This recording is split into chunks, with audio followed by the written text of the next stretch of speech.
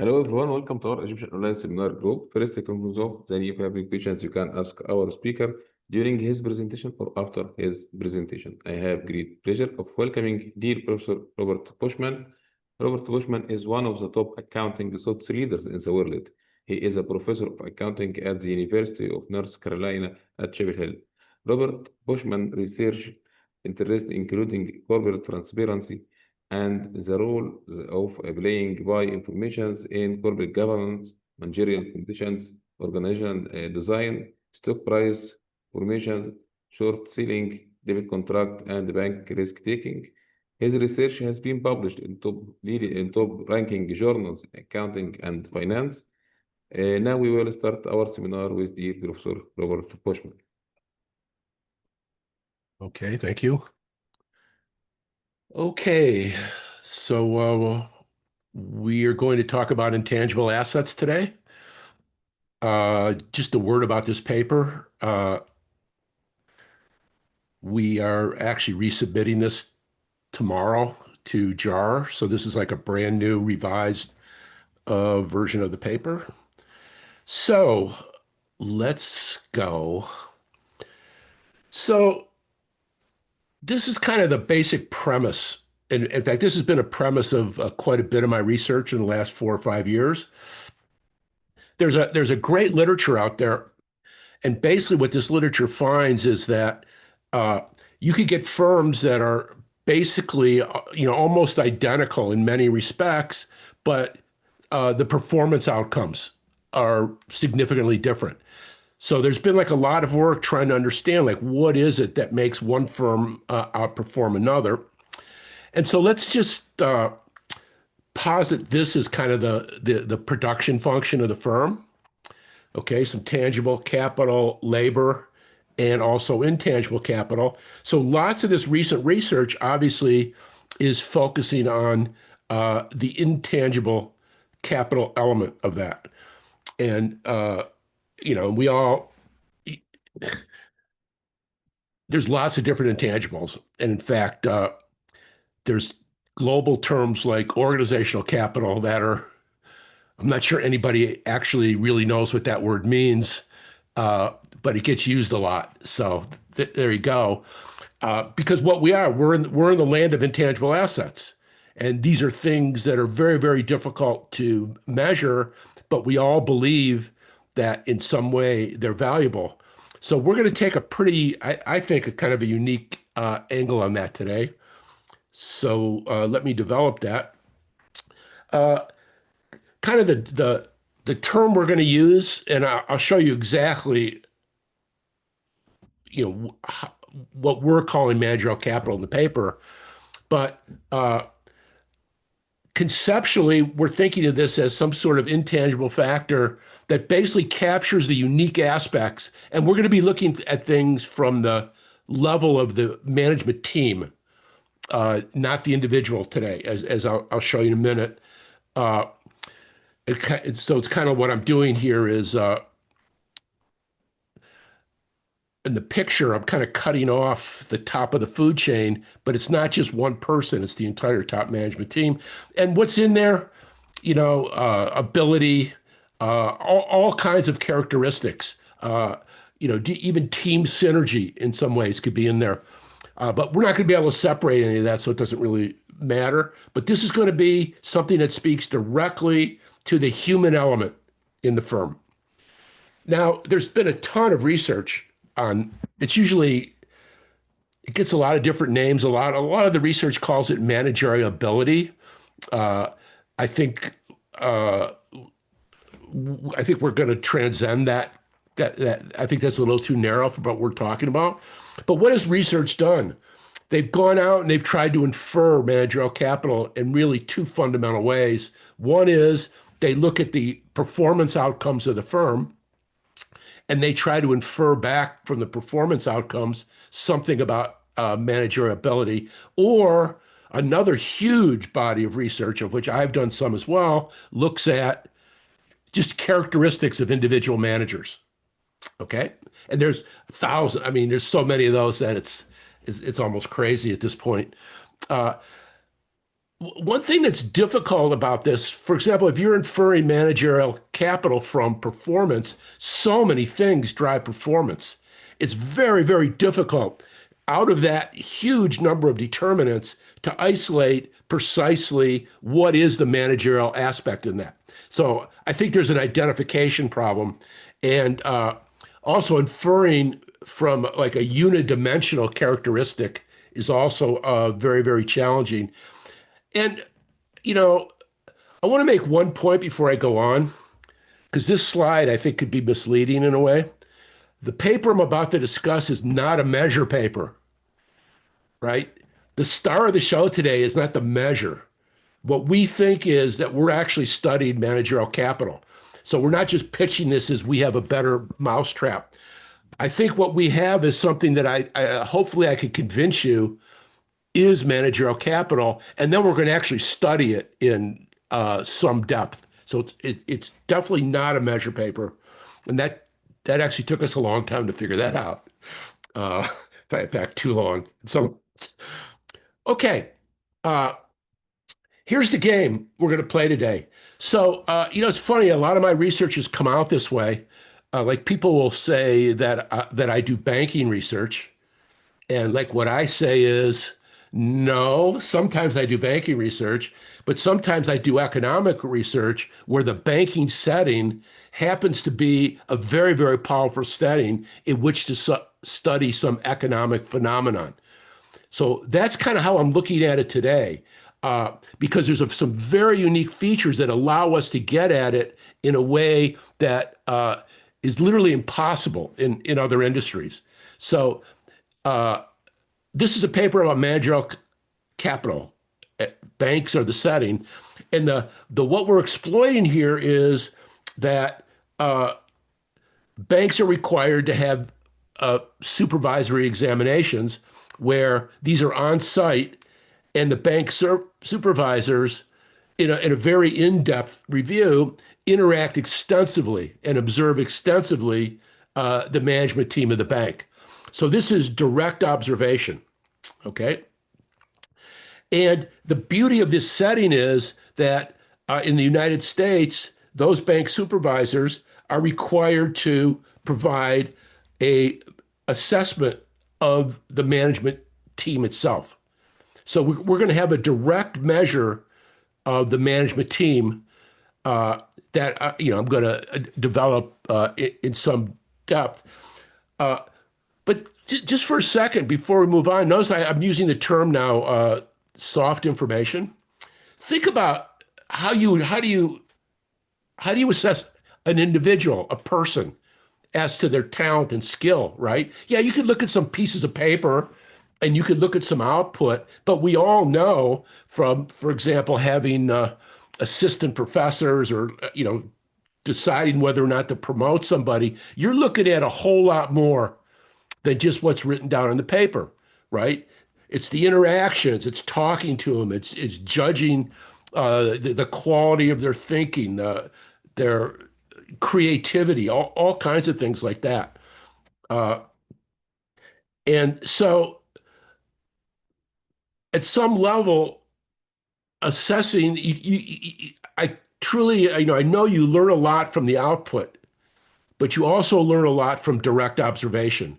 And today, what I think we're going to be looking at is that soft information, that part that's very, very difficult to get at in research. I mean, everybody recognizes that there's a big distinction between hard and soft information, and there's whole literatures that talk about that. But when you actually get into large sample analysis, it's very, very difficult to study soft information, but because by definition, it's almost impossible for an outside researcher to observe. So, so I'm going to try to convince you that we're getting at that soft information component. And I'll show you exactly how we do it. So here's the empirical strategy today. And I'll develop all this in some depth. But the beginning of the paper is we're going to take those assessments of the management team, and the first thing we're going to try to do is isolate the soft information component of that. So we're going to have the managerial assessment, and then we're going to get rid of things that are correlated with the hard information, and we're going to try to isolate that core of soft information. And in fact, in this paper, when we use the term managerial capital, it is that isolated piece of soft information that we're going to be referring to all the time. So once we isolate that, then we're going to study it.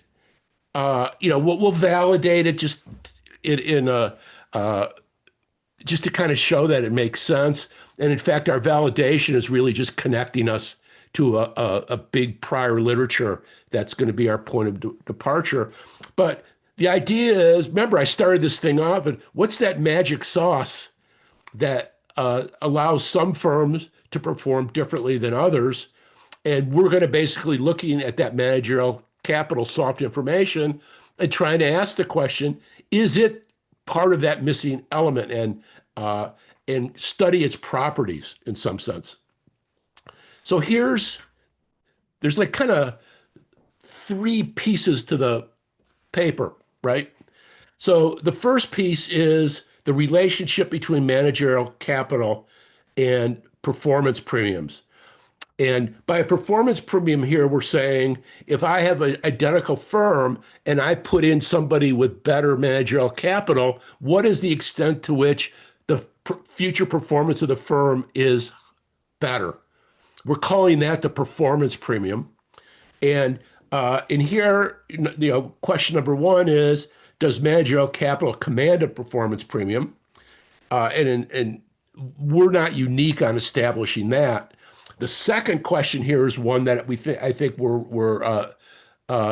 is a fundamental contribution of the paper. It's like, when does managerial capital command higher premiums? What are the situations in which there's a higher premium placed on managerial capital? Okay. Then we're going to go to CEO retention decisions or turnover decisions, which are just two sides of the same coin. And we're going to ask whether these supervisory assessments are signals of managerial capital that actually factor in to CEO retention turnover decisions.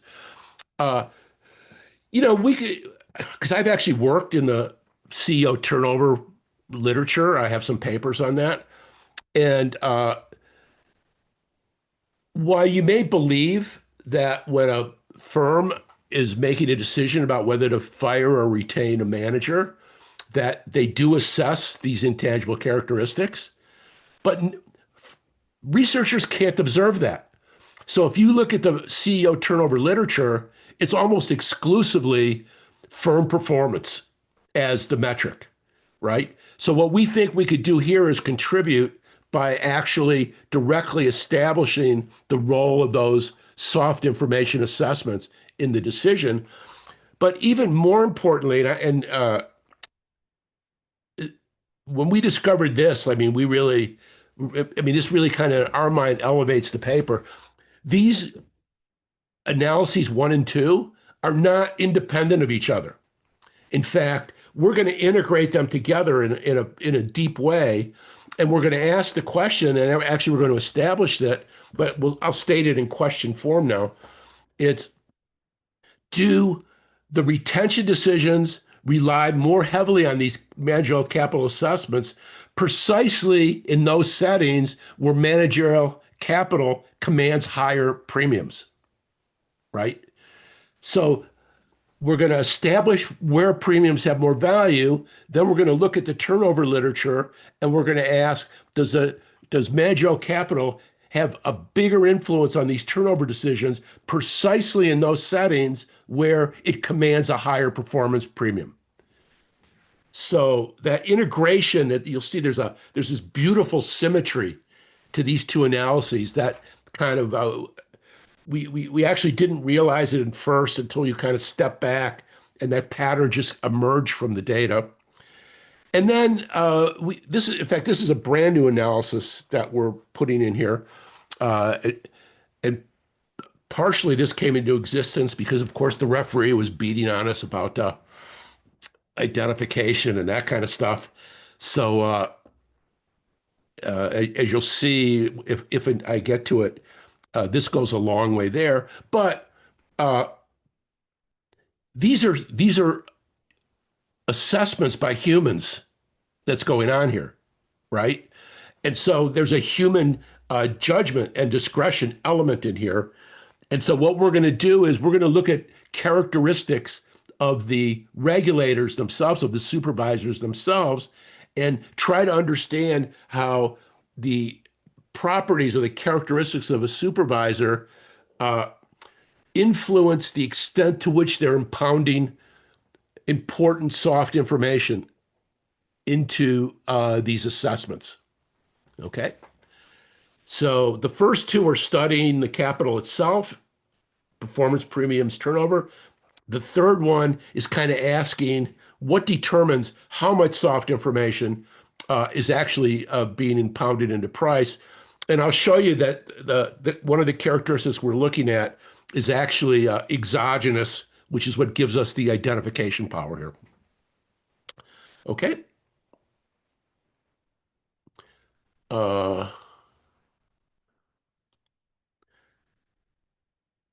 Oh, yeah, so blah, blah, blah. I just said that word, so we'll just go on. Okay, let's start moving towards the data itself. This is actually a confidential database. Yadav Gopalan is actually deeply associated with the St. Louis Federal Reserve, so we have access to this, which is very nice. It's a huge data set, right? 190,000 examinations is kind of what we're looking at. And so what the object of the study here is today is what are called the CAMELS ratings. This is like the fundamental output of these supervisory ratings. And these are important to the bank, right? Poor CAMEL ratings have implications for the banks and what they could do and the amount of regulatory interference they'll get. And so these are the CAMELS. So there's 6 components to it.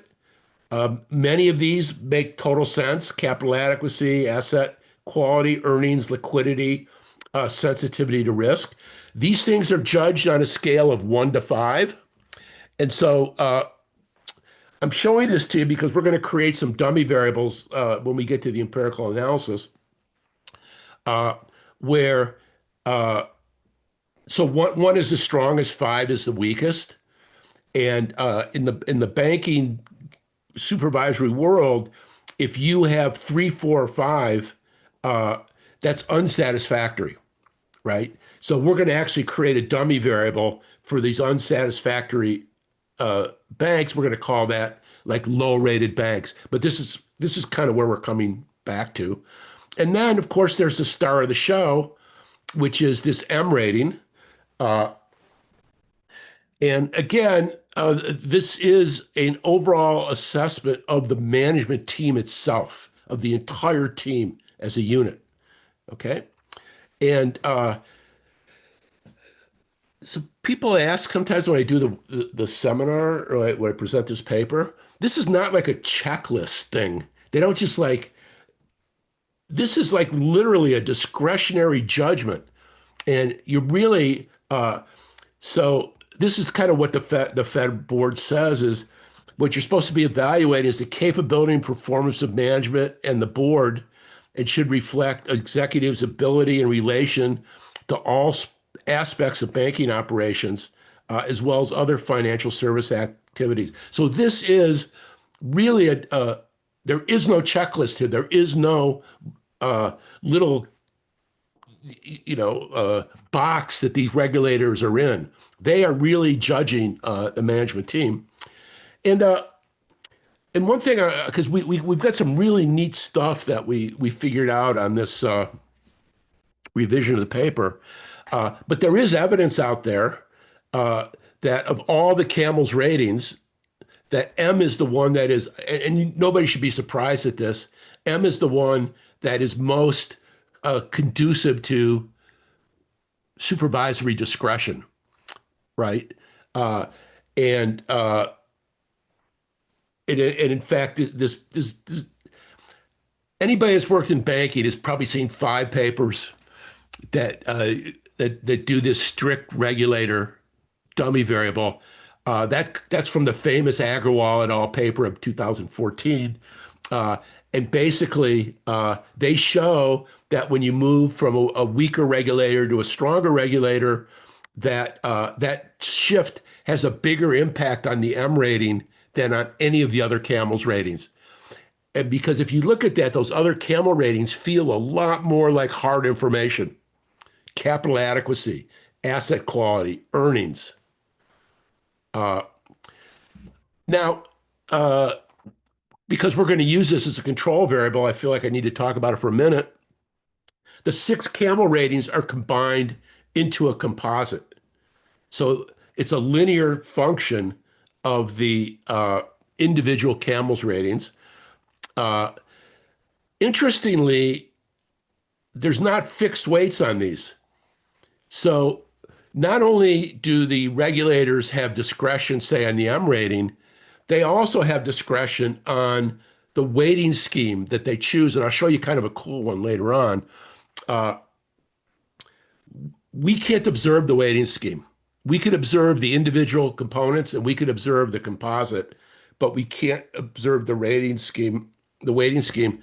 And so when we control for the composite CAMELS, which I'm going to show you in a minute that it's crucial to our empirical design, uh, we're controlling not only for the individual component ratings, but we're controlling for the discretion that's embedded in the weighting scheme as well.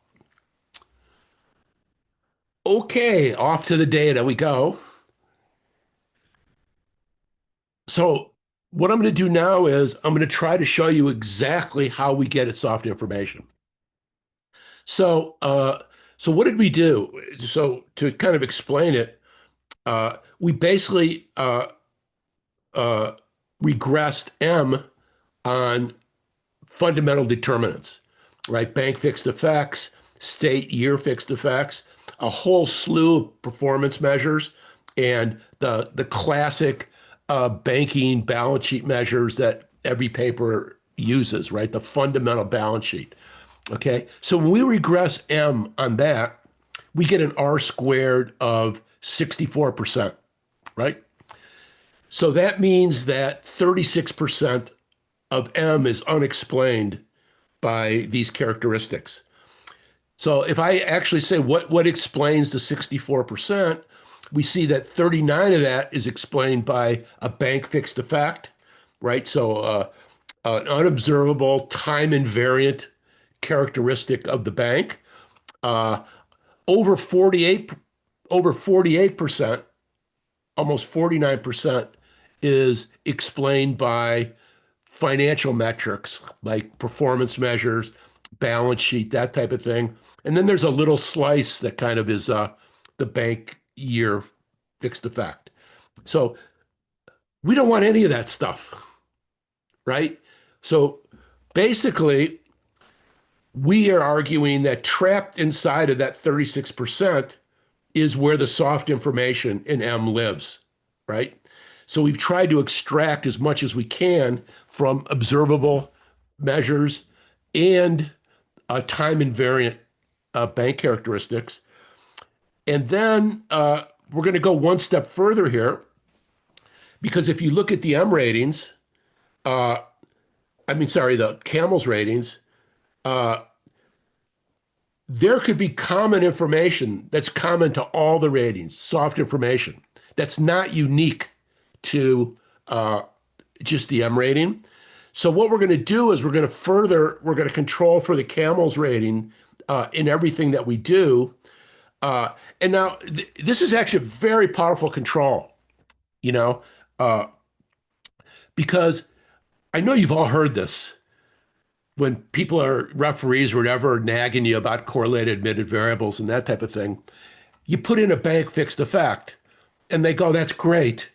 You've now controlled for all these time invariant characteristics, but there's all these time variant characteristics that could be capturing your correlated admitted variable. And in essence, we've got this very, very neat time varying measure, which is the Camel's ratings, which embeds potentially lots of unobservable things that we wouldn't be able to see because these are basically being pounded in there by these supervisors that have access to private information. So not only are we using this to purge stuff out of M and get down to the soft information, this is a very powerful control variable in its own right in terms of ruling out correlated admitted variables as a problem. So basically, that red little zone there, that's what we're calling managerial capital. So we're arguing that that is the soft information component that underlies managerial capital. Yes, Lisa? Hi, Robert. Super interesting paper. Sorry that if I might question, to be honest, because I haven't read your paper, so my question would be just clarifying and trying to understand a little bit more. So, Yeah. So I actually have several questions. The first one is about this discretionary weighting scheme. I Yeah. feel like the way the empirical strategy here is very helpful. So wouldn't this weight also reflect to a certain extent this managerial capital, for example, like how much the bank regulator is willing to give higher weight or lower, lower weight to this M. So maybe that also reflects how bank regulators view the. No, you're absolutely right there. It's because the weighting scheme is discretionary. For example, they might put like extra weight or something on M, and that would also be theoretically part of their assessment. And we would love to capture that, but what we're doing here is we're being conservative in a sense, and we're literally like, because we don't really have a choice, we're throwing that out in a sense. Although I shouldn't say that. Yeah, I mean we can't get at that. So you're right, and you had another one too. Yeah, I understand your point. It's more like conservative measure. That's Exactly. like that the way you are doing. I see. And then the second one is actually related to I think my guess is that your paper must have also cited like Marion Bertrand and Anatole Scott, like they have this paper like manager style, like manager fixed effect. So I think Of course, yeah. Huh? yeah, like this paper seems also to be related because right now you actually label this as a soft information in M. So in a way that's also like manager style or like you call it managerial capital. So I think it's also relevant. But your paper has a little bit more concrete channel, which is the interaction between the bank regulator and the manager. So I think that is also helpful in that sense. Because in your paper it's mainly about the fixed effect. Absolutely. I mean, yeah, papers like this, because that Bertrand and Shore paper was kind of like the seminal paper in the area. So almost this whole literature kind of is spawned from that basic idea. And but what where I think the value of something like this comes is obviously CEO fixed effects or executive fixed effects. We don't know what they are. I mean, we know that they're associated with the individual, right? And by isolating this out, we believe we're truly getting down to the construct, and then again, we're able to do things like study it as a construct as to where does it have the value, and then move that over into this turnover literature as well. And then also we're able to step back and ask, what are some of the things that determine how much soft information is getting impounded here in the first place? So, because I have some papers where we've kind of done the Bertrand and Shore individual fixed effect, when you end up looking at incremental R squareds, basically. But it's still like there's a black box element to it, right? So I mean, I've kind of been working in that breaking open the black box space, right? And I think this is one of them that does that. But absolutely, for sure. I see. The last one is just kind of like clarifying the underlying assumption. So I think you may have also mentioned that. So in this setting, so basically the bank regulator and the management team at the bank, so they would have this repeated interaction. And then so so the underlying assumption here is that the rating here, the M rating here, reveals this persistent and consistent feature like from the managers. Then you call it like managerial capital. Is my understanding correct here? I don't, we're not specifically relying on repeated interactions, right? Because it supervisors and it's not always the same people that the same individual supervisors that come each year.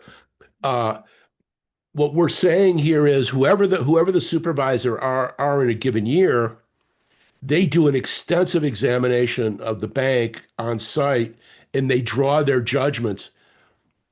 And we see that those judgments vary somewhat over time, right? And so why would they vary over time? Because a lot of people want to think, oh, this is just some this property that's just like fixed, that's absolute. And after a while, if I looked at them enough times, I'd be able to find out this like true property. Yeah.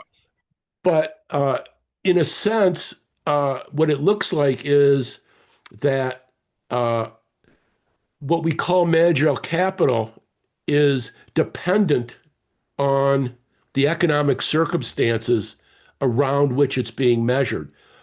In other words, you could have a CEO of a company that's excellent given where that company is right now in its trajectory, given the economic environment, given the competitive environment. But then some economic shock comes in, and all of a sudden that manager doesn't have the right skill set, for example. So it's a very complicated construct, and it doesn't appear to us that it just collapses down to this absolute thing that just once and for all, here it is. It's actually dependent on economic circumstances. At least that's the way it feels from the data, for sure. I see. So the supervisors, they can change. Of course, like you also mentioned that you use this variation, the state and the federal, this regulator, the paper consistent regulator. I remember that QGE paper.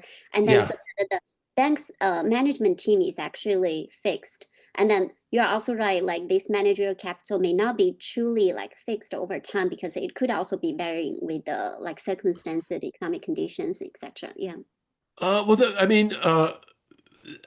There could be some turnover in the management team over time. I mean,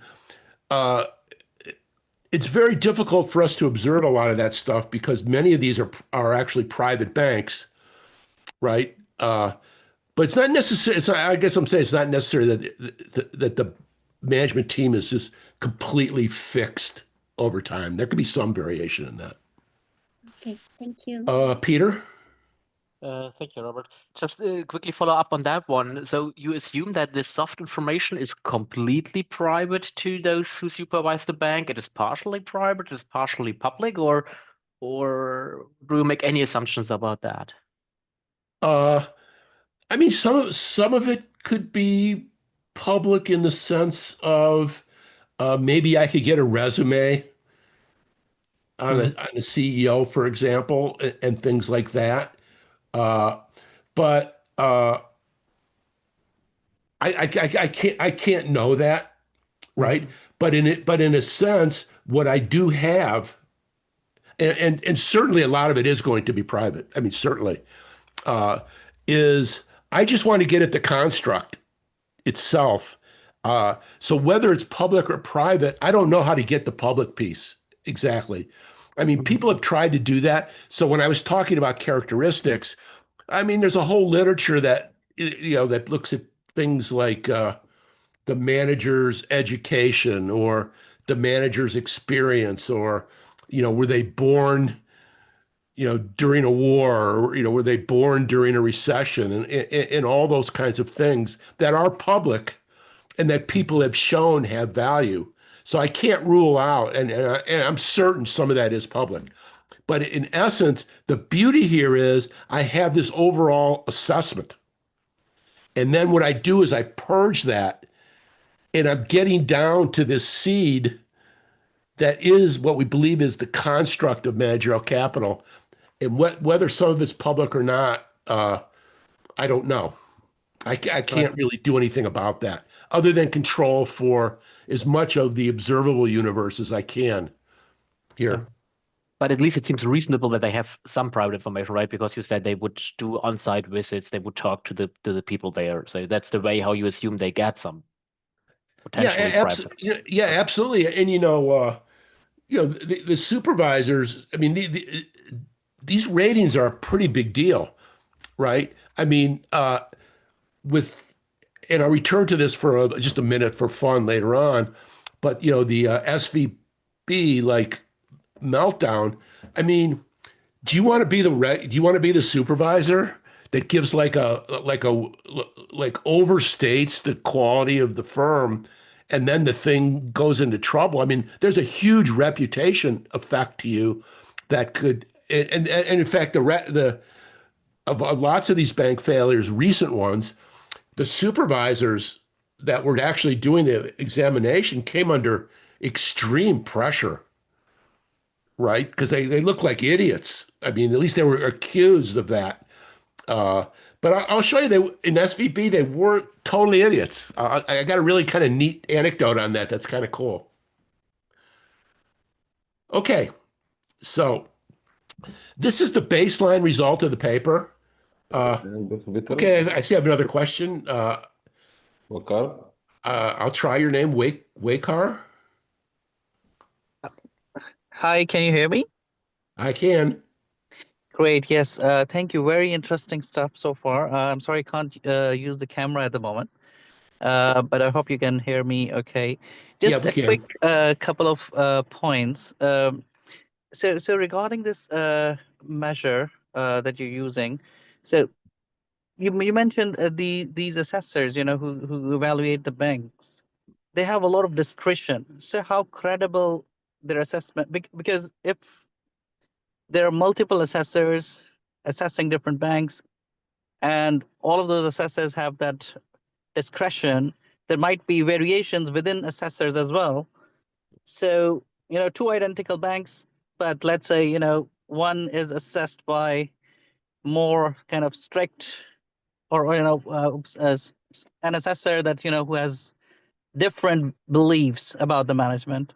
He views the management slightly differently compared to another, which may interpret the same information about management slightly differently. Yeah. So there might be, a lot of subjectivity involved in that measure that you get.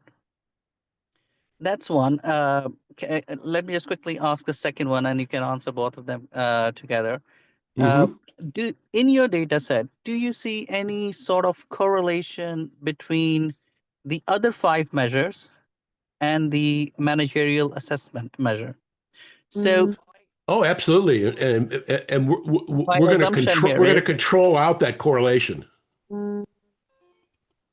My question basically here is that if an assessor has looked at the data, financials and other matrices, and they say the bank isn't doing well in other areas, they might have a weaker view of the management as well. Oh, absolutely. I mean, think about it. I'm assessing management, but I'm also simultaneously, for example, looking at earnings, right? So as an assessor, I might say, well, this company has strong earnings performance, but I might also simultaneously use that as part of my judgment as to whether or not a management team has quality. So that's kind of where the correlation comes from, right? I'm using the hard information as part of my exercise of assessing management. And what we're going to try to do is we're going to try to take the hard information component out and try to get at that more subjective component. Because again, that was the thing I started with, where you could use performance to judge managerial quality, but it's hard to isolate it because so many things drive performance. And then on your first question, I'm going to address that directly in the data, but absolutely, in fact, when you get into this ex ante, these M ratings could be complete garbage, right? They're discretionary, they're subjective. How do I know they're going to have any information content at all? And in fact, interestingly, right now, there's a lot of controversy because there are forces within banking that are arguing that the M rating should be removed from camels because of the subjectivity. And what we're going to try to show here is that the subjectivity or the discretion or whatever you want to call it, on average, adds value, is real information that's orthogonal to all these other things that you're talking about. But on the other hand, we're also going to show, which is something that you said, we're also going to show that not all supervisors are created equal, that some of them will impound more information in than others. But on average, what we're finding is that there is valuable information being captured by that metric. Usama, that's my best try at that. That's great. Hi, Robert. I've seen this paper now presented 3 times. We had Yadav at UM not too long ago, that conference, and now, so I feel like a co-author. That's great at this point. But Yadav refuses to use my slides because he feels nervous about the graphics that I use. Those graphs are from ChatGPT, right? They're great, and ChatGPT is great at grading those graphs. But okay, so my question is about the controlling for the camels, the whole camels rating. Yeah, so I get the intuition behind it is that you want to isolate the software information, but there's a concern there, and it's because of these 2 points. First is because, again, the discretion in the M rating and the discretion in the weighting of that M rating and the whole camel. Yeah. What that means is after you control for that, the residual, or what's left out of the M is kind of confusing, because that means when the weighting for M is high, that means I will have a lower residual M rating. So the leftover, variation will be higher, like these values will be higher, more extreme, when the M is less important, at least from the supervisor's perspective, for the whole bank's performance. I don't know where that leaves me, like that variation. What does that mean then? Maybe that means it's more conservative in that, when it's least important, we still see that relationship between M and whatever, like performance premium. Yeah. Or it could be something else. I'm not sure. But that discretion in terms of both the rating and the weighting leaves me with kind of a confusing, residual variation. Yeah. I mean, it's kind of, your question is a little bit related to what I think what Lisa asked earlier, in the sense of because there's potentially information in the weighting scheme, but I'm orthogonalizing the M rating to the composite, I'm kind of whatever that is, I'm throwing it away, right? I can't capture it. Although I believe there is, But that's what I'm saying. You're throwing it away, especially in cases where, like, say, the M rating has the highest weighing, which means the camels will be closer to the M, which means that right. So the camels can limit. I could put a 1 on the M and a 0 on all the other ones. So the camels composite is M. Yeah. I'm saying M is really important, but then that gets taken away. That's a 0. So what's left of the residual M are cases where the M is different and the M has a low weight. Right? Yeah. So I don't know what that variation then means. It could be just that's an excellent point. Again, since we can't get at the weighting, what we have done is we've controlled for the individual component ratings themselves, right? And in some sense, what you're doing there is you're allowing the regression to put weights on those, right? I don't have the regulatory weights there. I mean, I could theoretically isolate the weights, by like a very extreme form of controlling. So what if I put the composite in, and then I could put the individual ones in at the same time, or I could orthogonalize the composite to the individuals and try to isolate in the error term just what is the weighting scheme. But the fact is we've controlled for the individual components, and it doesn't seem it doesn't seem to matter. But again, I see exactly what you're saying. Couldn't you get at the weighing, like how, for example, if we have, 4 components that are 5, and the M is 1, and the camel is like 4. Can't you get a like the unique combination of weighing that results in that average weighing, and then kind of get at that? Oh, you know what? I think we're in an infinity problem here.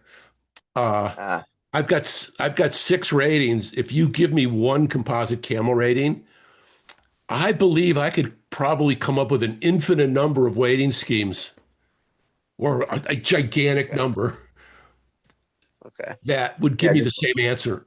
Right? I can't use that. I can't do that. There's no way okay. for me to extrapolate backwards from that. Other than, there might be some extreme cases where I might be able to make some good guesses.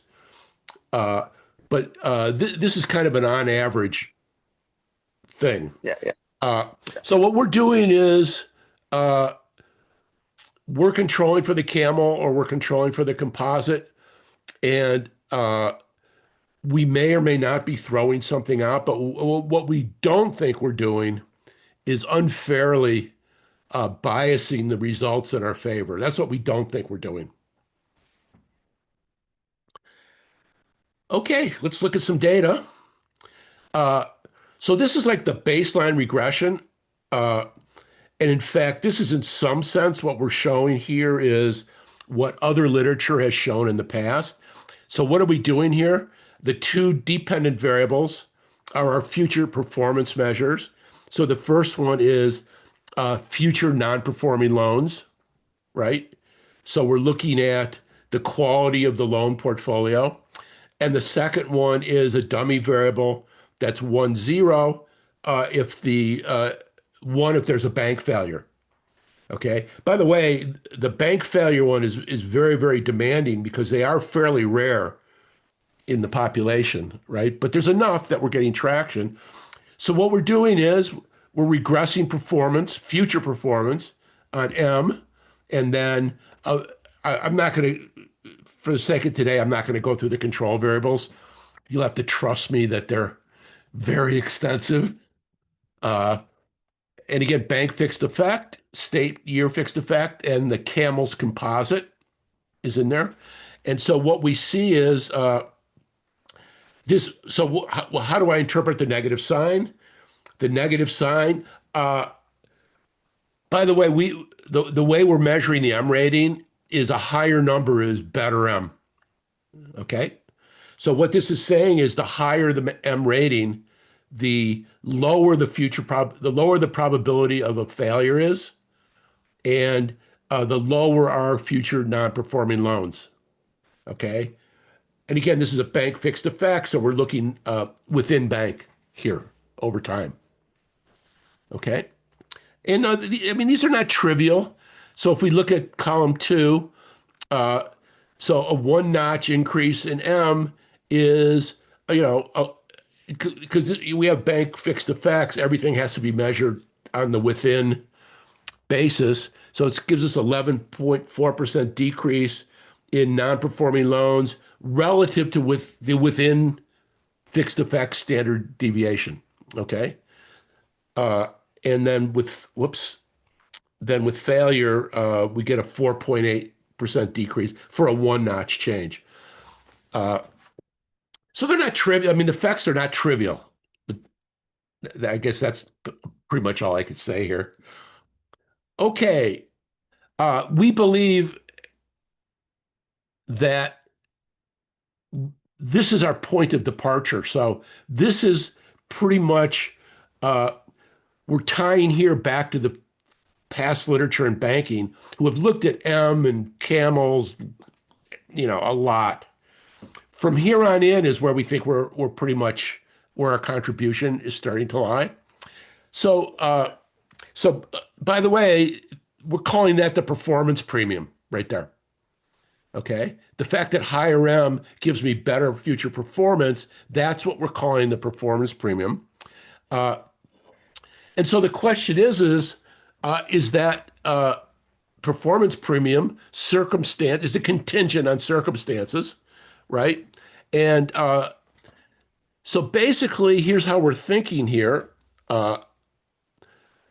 and how we're kind of building our hypothesis is, well, if banks are in trouble, or if banks are operating in very complex macroeconomic environments, well, it's likely that the management team is going to be, confronted with a lot more challenges than they would when things are going great.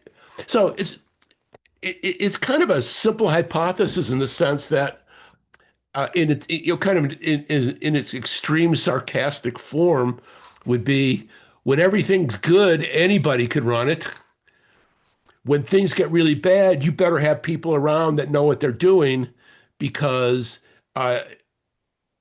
you could die, right? The bank could die, or the bank could really, really be in trouble if it's not managed properly in times of trouble. So it's pretty straightforward. So here's what we're doing here. So again, this low-rated dummy variable, this is kind of what I was trying to set up earlier. This is when the Camel's ratings are unsatisfactory. So that would be 3, 4, or 5. Okay. So what do we see here? So this is the incremental effect on M for a low-rated bank. This would be the effect of M on a high-rated bank. So we see that in all cases, that the relationship between M and future performance is magnified when the bank is underperforming. Okay, so all that says is, man, when things are not that great, there's a premium to having a good management team. Okay, makes sense.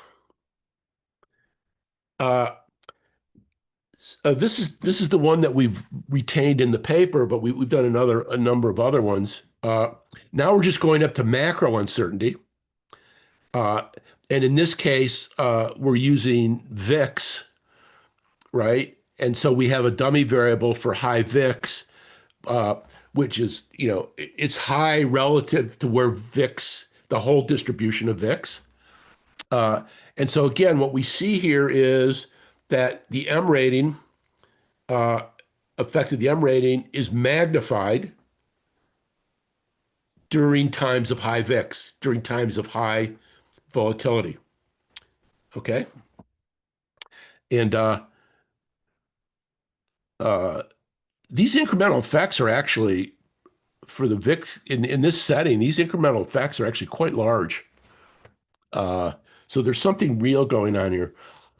So again, I guess what we think is cool about this is, and maybe it seems obvious, but we're documenting it, that talent, the value of managerial capital, depends on the economic circumstances in which a company is operating, and I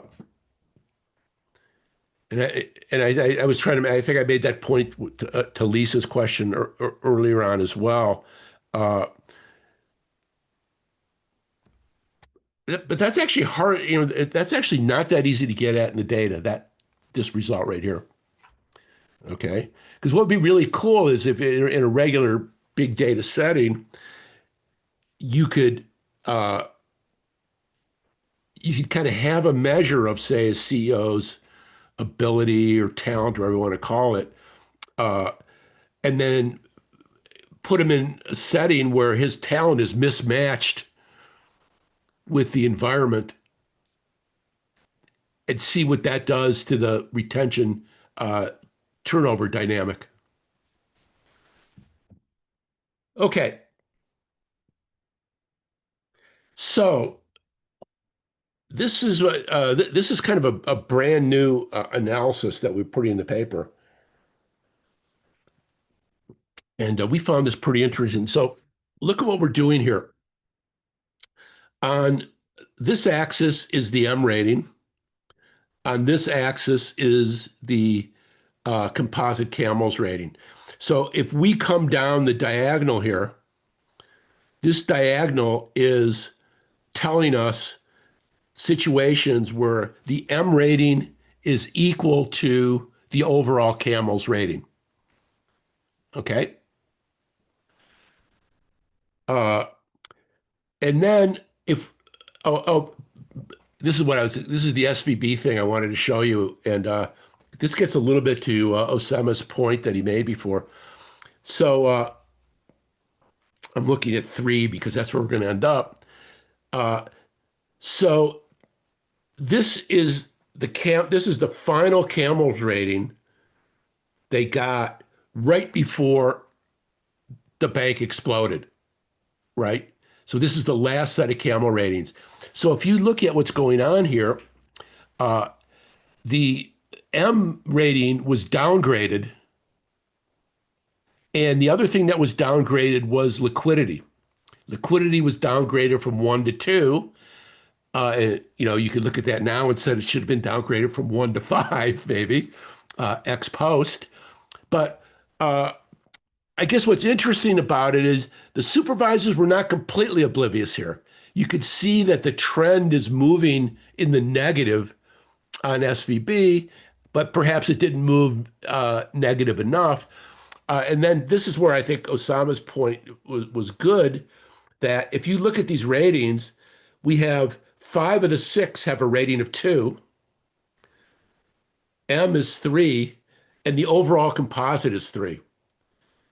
So this is like kind of the ones that you were talking about, where M seems to be dominating the rating scheme, right? Anyway, that's just a digression that I thought was interesting. Let's look off diagonal. So what you're getting here is in the gray zone, these are situations where M is better than the composite. And this orange zone is where M is worse than the composite. So what we're looking at here is that there is significant variation here, where M is just not does not just mimic what the overall hard information of the bank assessment has. They are looking at this thing as something that's unique in its own right, and we're getting substantial variation there. And so this is what we're looking at this, and we're going to do a formal test of this in a minute. This is where we're seeing the soft information come into play, right? Where these M ratings are varying significantly relative to the other components that are hard. And in fact, I'm not going to spend much time on this. We actually took some of the underlying component ratings that we believe are almost unambiguously going to be based on hard information, like capital adequacy and also the earnings variable. And if you look at this, the variation of M around the arguably hardest components is much greater even than it was in the composite, right? So only roughly 58% of the observations lie on the diagonal, and the rest are off diagonal. And so this is M relative to what we would think of as unambiguously hard information. Okay, so but So what we're trying to get at with these pictures is that this is the discretion, or this is the soft information, or this could be garbage, right? I guess we've kind of proven that it's not garbage, but let me show you another analysis here that we do with this, which I think is cool. So basically, what we're going to do is we're going to create a dummy variable on this one. When the M rating is either greater than M or less than M. I'm sorry, than the composite. Is M better than the composite? Is M worse than the composite? We're going to have a dummy variable for that. And so, by the way, any coefficient you're looking at here is going to be relative to the base group where M equals the composite. So what we see here is when the M rating is better than the overall bank, we get this positive effect on future performance, again, where the negative is good here. And relative to when they're equal, and we get a worse performance relative to the base group when it's worse. What's interesting about this is that we don't have the M variable in here. What this is saying is there's information about future performance in solely knowing whether the M is greater than or less than the composite. That's it. That's informative. So I don't know. We thought that was kind of cool. Okay. Off to the turnover tests. So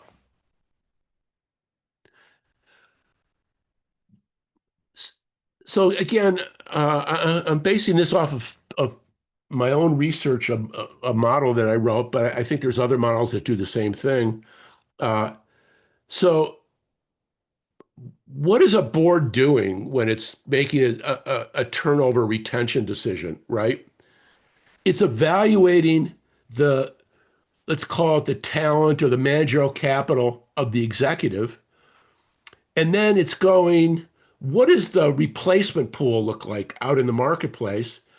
And so I'm going to look at what the talent assessment of this manager is relative to the outside pool. And so what these models show is that there's a threshold that when the assessed performance is lower than the threshold, you terminate the CEO. But those models, and literally 95% or more of all turnover papers, look only at performance. They look at the relationship of CEO turnover to firm performance. That could be earnings performance, that could be stock price performance, or various other things, right? And so as I was saying before, they probably look at other stuff, but we just don't know as researchers, right? And so that's what we're going to try to get at here, because we actually have this managerial capital measure, and we're going to control for performance. So the question is going to be, is there incremental information in these assessments of managerial capital over and above performance, right? And so this is a much smaller sample, because we could only do this from 2016 onward. Because again, these are not execu-comp firms where you could go out and do like the classic turnover. We need to use information in the regulatory reports, and that's only been available for a short period of time. So this is a very demanding sample. So I just want to, it's remarkable that we're finding what we're finding, given that it's orders of magnitude smaller than the samples I've been showing you up until now. I mean, orders of magnitude. Okay? So turnover is just going to be equal to 1 when there's a CEO turnover. Okay? So the left-hand side is a 1 if there's a future turnover. So in this first column, we're just dropping in M. And of course, we're controlling for whether the bank is low rated. And down here in the controls, we have many, many controls that are just capturing classical bank performance, the ones that would be in a classic turnover paper, like earnings, for example, or ROA, or however you want to think about it. So what we're seeing here is that higher M rating,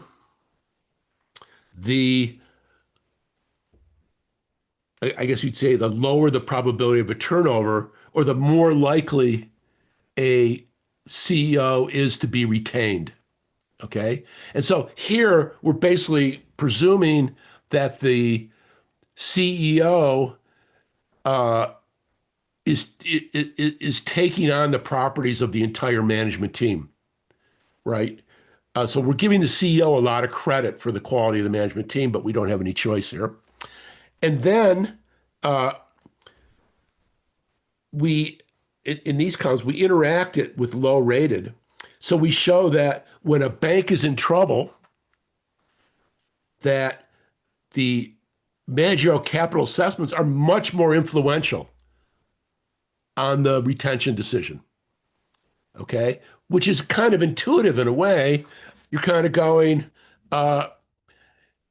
if I'm in trouble, something happened, but I have a good CEO, I might stick with them rather than taking a risk on bringing somebody in new. But if the bank's in trouble and I've got a low rated managerial capital, I might as well go back out into the pool and get one. So managerial capital gets more valuable in terms of the impact it has on the turnover decision when times are bad.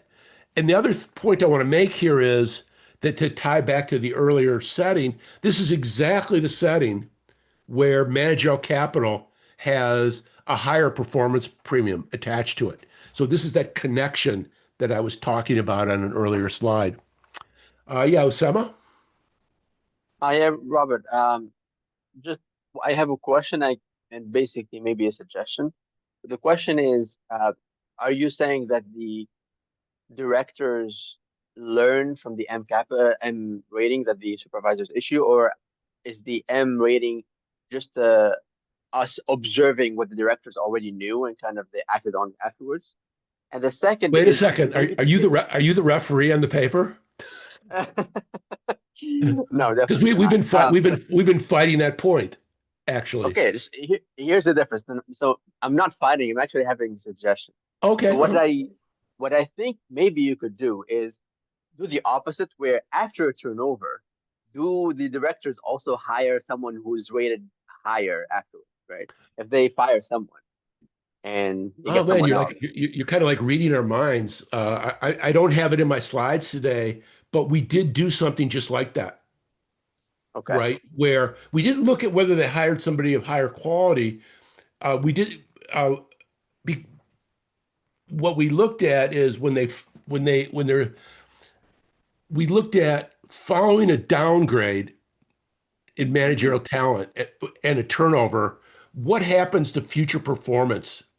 And the thing is, if they Okay. fire the CEO after a When he has downgrade, future performance is enhanced, okay. which would be exactly consistent with what you're saying.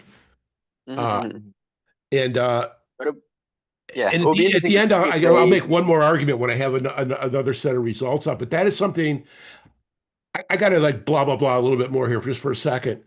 Here's the problem on that was a great idea, but think about what's going on here. Just as a researcher, how could I? It's very difficult to actually tease this out because right now there's the examination, and I give the board the Camels ratings, right? And then I'm looking at turnover tomorrow. So the M rating and the Camels are already in the board's information set.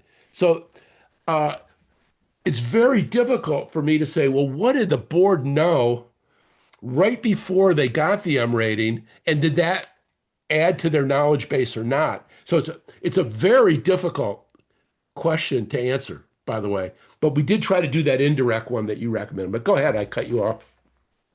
No, no, maybe I wasn't necessarily getting at whether you show that in the data, whether as in what you have in mind, what's the story, and maybe show that in the other test that you mentioned, in that if the directors perhaps already have an internal assessment of managerial capital and they use that to hire a better manager after they fire the bad one, I guess. Yeah, so we do find that we do find something consistent with that.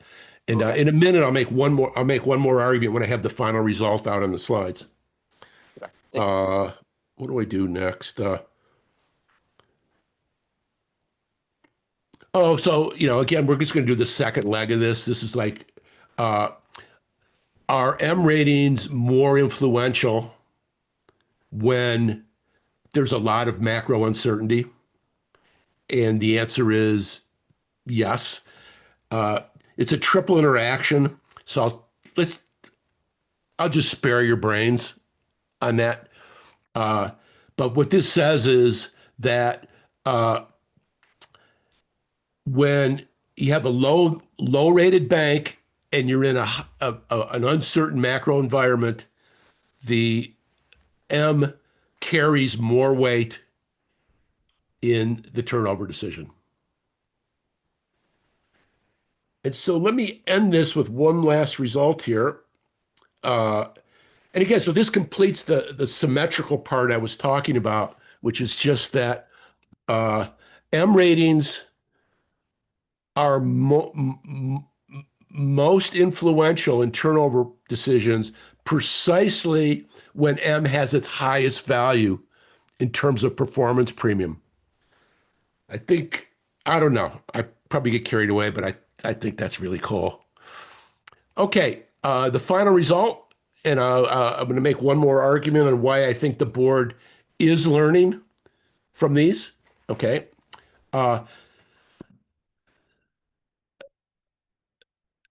So again, this famous Agrawal paper shows that incentives and institutional design matter for the ratings, and they use for state chartered banks. There's a predetermined rotation between federal and state regulators. Okay, so it's predetermined. So that's kind of the exogeneity that we get here, because it's not the environment that's making this decision. This has been laid out way in advance, independent of anything having to do with the current environment. And Agrawal and those guys show that that there is significant differences in the rigor of the supervisory of the examination for federal versus state regulators. So we're going to ask, does that translate into the amount of soft information that's impounded into the M ratings? And by the way, this one was we're just asking is more soft information. So remember that I was showing you the off diagonal, and I was talking about that. So the dependent variable here is, does M diverge from the composite ratings? And for a federal regulator relative to a state regulator, there's more dispersion, right? So we're interpreting that as consistent with more soft information. And and we also show that when it's a federal regulator, the M rating is more influential in the turnover decision.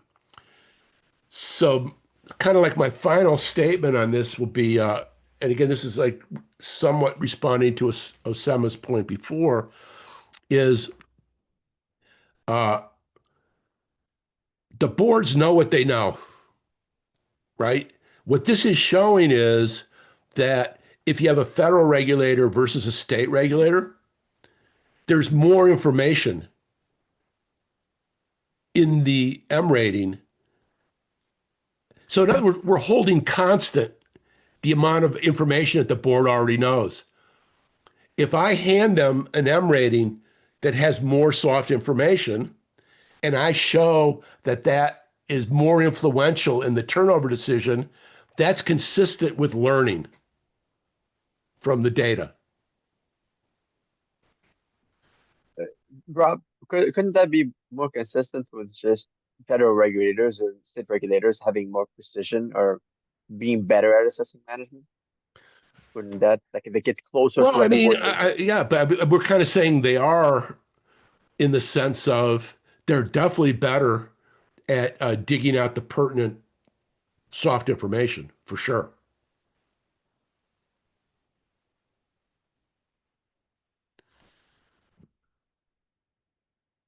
Okay, that's my last slide.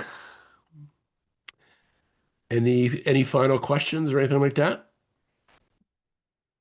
Peter? Maybe Yeah, if you Peter? like, maybe thank you very much. That's quite insightful. I like that. Just a very short follow up on that M rating with future turnover. Do I understand it correctly that the M rating rates both the top management in the sense of the executives and also the board of directors? So that kind of bursts my mind here. Is it that they just choose better, say, CEOs in the first place because they are better directors? Or is it really that the directors learn something from that ratings? Or am I incorrect that the M rating also reflects the directors, like Yeah, the I mean, output? yeah, yeah, I mean, there is a certain a little bit of hand waving that goes on here, right? Because we have the assessment of the management team.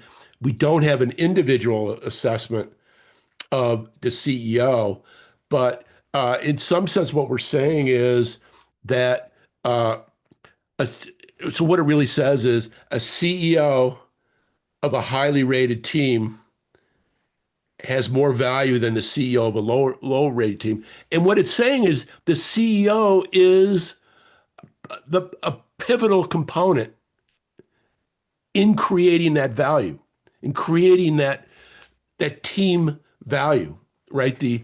So think about because we see it all the time. A CEO gets fired and stock price goes up, or the stock price goes down. So a lot of weight is being placed on that individual and what they bring to the table in terms of leadership, assembling the team. So that's kind of what we're saying there. We admit that we don't have a direct measure of the individual, but it's not out of the question that kind of the CEO would be held responsible for the quality of the entire team. That's my little hand waving kind of response, but I don't think it's. I think there's some validity to that argument. Thank you very much. Okay, well, thanks for coming, everybody. Yeah, David, David, a Oh, question? wait, I have one more. There's one more question, David. Yeah. Hi, Robert. Nice to put a face to a long known name. Really interesting paper. I wanted to talk about 2 pain points I had while hearing your presentation. One is the simple one, just with regard to the 2x2. I think in the 2x2, a point of confusion is that you call it the M rating, but I think you mean the M component, because at this point you haven't inversed it yet. That's the raw. That is the raw. I'm sorry. That's the raw M rating. Absolutely. Mm-hmm. So the M rating is the inversed M component. So I think what we're looking at here is the M component. Oh no, yeah. I mean, yeah. I think he reversed. Don't ask my brain to do this right now, but this is definitely M better, and this is definitely M worse. I think he's got these in the standard ordering now, rather than the reverse ordering. Okay. So my second comment is about the turnover results. You discussed a little bit in the paper that I saw online that you can't parse voluntary and mandatory departures. Yeah. And I do have a concern here about the nature of these turnovers because, in your 2010 paper, you show that performance is positively related to dismissals, but here, or pardon me, performance is negatively related to dismissals. But here it's positively related, and that suggests that what you're capturing is. Oh, you're talking about this main effect here? The first column there. Let me see Okay. on my paper. So this says better M rating, lower probability of turnover. That's right. That's right. But the table in the paper also shows that the higher the performance of the firm, the higher the likelihood of turnover. And that suggests to me that that dependent variable is capturing, voluntary turnover where managers are moving on to a better firm or, being rewarded in the labor market. And so anyway, my point is, Yeah, perhaps. Yeah. Yeah, I mean, I think, if you look at this, so in these main settings, we're looking at like 175,000 observations. When we get over here, we're down to like 11,000 observations. So it's a really thin sample, and we're demanding a lot out of it. But I mean, what this maybe they are moving on, but what this says is the higher their M rating, the less likely they are to be moving on. and I guess I can be more clear. So what I'm saying is that as good as that result is, I think it's still biased towards zero.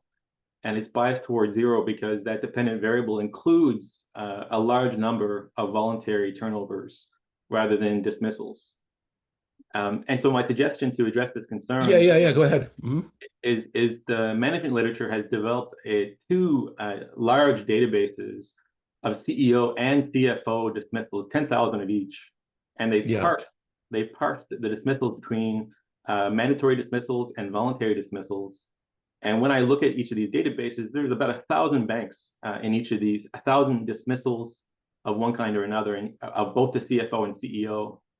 And so my suggestion is to use these 2,000 dismissals to merge it with your panel to better identify, is the M rating more highly correlated with mandatory dismissals, or is it and less correlated with voluntary dismissals, to really push this point that this is triggering those mandatory dismissals rather than voluntary, help that measurement error. This would also allow you to expand to, better capture the management team because you're including both the CEO and the CFO. So would you send me some sort of site on what you're talking about there, so I can send you the data and the site. Yep. Oh, you can send me the data itself? Yep. Perfect. Yep. Okay. Thank you very much. I appreciate that. That's great. You're welcome. Thank you very much, dear Professor Robert, for your contribution and your effort. It's really an excellent presentation, excellent paper. And thank you, everyone, joining us today. And thank you very much for taking the time, dear Professor. Take the time. It has been appreciated. Okay. Bye-bye, everybody. Thank you. Yeah. Bye-bye. And I hope you soon in Egypt. You are very, very welcome.